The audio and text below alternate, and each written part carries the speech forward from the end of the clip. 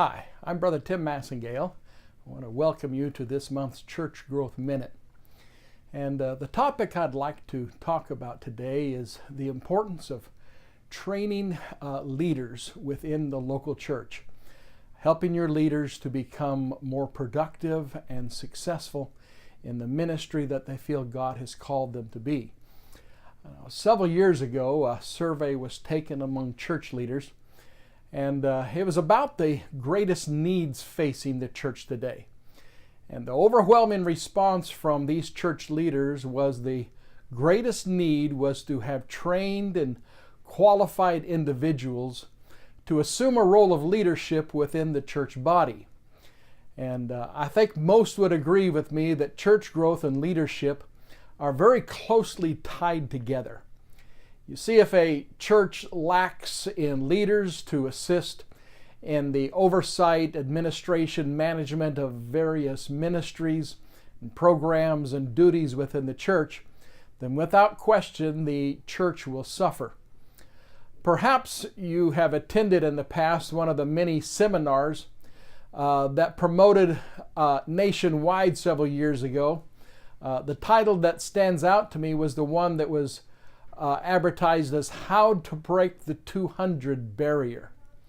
If you attended one of these seminars, you came away with a keen understanding of the importance that the role of organization and delegation play in helping a church break through a place of stagnation within their growth plans. One of the principles that was strongly emphasized in this particular meeting was a concept known as the pyramid principle that had been popularized by David Womack. Dr. Womack explained in his book that church growth is much like piling sand on a table. Eventually, the table will fill up with sand.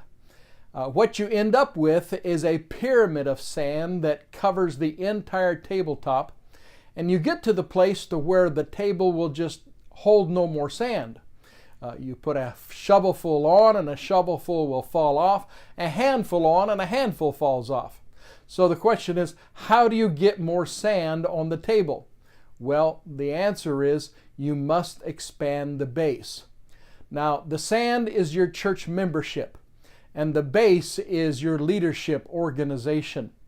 Most churches are plateaued because they have maxed out their organization, and to grow, they've got to expand their organization so that it can support more members and more ministries in order to reach the lost. So what kind of church training should a church consider to train and develop their church leaders? Well, there's really two broad areas we have to look at. One is training your current leaders. Now, to train your current leaders in the key principles probably is best done at your regular monthly planning session that you hold on an off-church night. If you know anything about my own church growth material, I strongly encourage churches to have a monthly planning council in which the pastor gets together with all of his ministry leaders and they plan the next 2 or 3 months on the calendar, and they do the details necessary in order to see these activities and events successful. And so at this meeting, what you would do is assign them the chapter to read out of a good leadership book. Then at your next meeting, you would teach on that particular principle that you assigned them to read for about 15 or 20 minutes at the start of your meeting. This way, over the course of a year, you'll cover an entire book or more with some excellent teaching on leadership and on ministry and on administration, key subjects and elements that you feel are essential for your leaders to become more successful and productive in their ministries. This is an excellent way to train your current leaders, those who are over your departments and ministries within the local church. The second area we need to look at is training future leaders. And I can't stress strongly enough the need for this type of training, because your church will never grow beyond its capacity to provide leaders to assist you in ministry. Jesus focused on training leaders. And I believe the best way is to have some kind of a weekly leadership training class. And so give your students a reading assignment, again, usually a chapter that covers a key leadership principle. Then meet with your leaders in training for about 15 or 20 minutes at a regularly scheduled time. This is best done just prior to a normal church service, so it doesn't yet take another day out of their busy week. And during this 15-20 minute time, teach this principle and how it would be applied to ministry within the local church.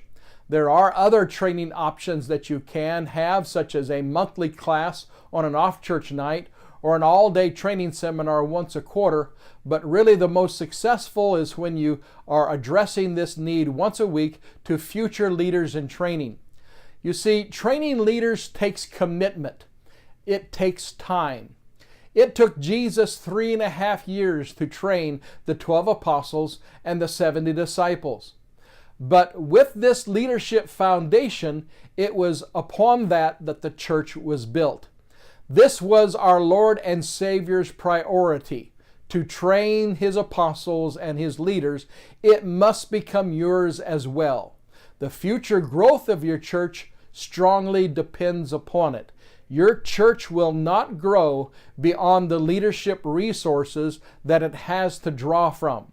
So if you look ahead another 10 years down the road, what size of a church would you like to have? What size of a church do you believe God will provide you? And then realize the number of leaders that will be necessary within a church of that size. You need to start now developing and training the leaders that you will use as the church grows. And because it takes several years to train a good leader, you must start today for the church you want 2 and 3 years from now. If you would like more information on how to develop leaders in the local church, I urge you to call the Apostolic Information Service at 317-781-7712. Again, that's 317-781-7712. Or you can email us at tmassengale@apostolic.edu.